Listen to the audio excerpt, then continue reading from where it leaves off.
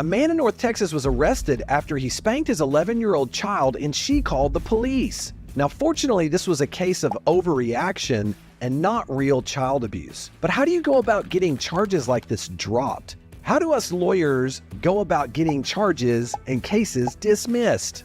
The first step is to gather all the evidence. Defense attorneys have a right to all the evidence the prosecutor has so that the case can be investigated and a defense can be prepared. The wife of a North Texas man called my office in a panic. She had learned that her husband had just been arrested for spanking her 11-year-old daughter. And now she had learned that he had been charged with injury to a child bodily injury. This crime is a third-degree felony punishable by up to 10 years in prison and up to a $10,000 fine. He said he had spanked his child for discipline's sake, and she got so upset about it, she called the police and claimed that her dad had beat her and abused her. So of course the police come out, they investigate the situation. He explains, no, I was disciplining her. She tried to sneak out of the house to go hang out with a 16-year-old boy in the neighborhood, and then he was going to pick her up in the car. And so as a result of that, I was disciplining her to try to stop her from leaving the home. The problem is the police chose to believe the 11-year-old girl, and so they arrested the father anyway.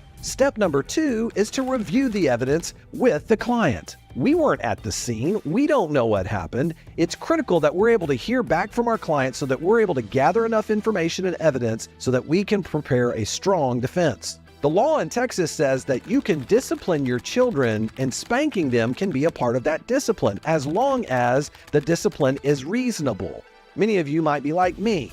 Many people growing up, their parents spanked them all the time. And as a result of that, if everybody that spanked their kids was arrested for injury to a child, there would be convicted felons everywhere. So the dangerous part of this is when people decide that their subjective opinion should be interjected into this conversation, and people should start arresting people, good people, for just disciplining their kids. So this is why it was so critical that a strong defense and an investigation get launched for our client. Regardless of how you feel about spanking, the law says that you're allowed to spank a child as long as it's reasonable. In this situation, no real investigation had been done. I mean, look, the police talked to our client. They didn't believe what he said. They just chose to take the little girl's word over his word. And as a result of that, a man who had no prior criminal history, who had a wonderful job at Lockheed Martin, ended up losing the job, ended up having an order where he couldn't be around his wife or his child, and now he was fighting for his life. Now, step number 3.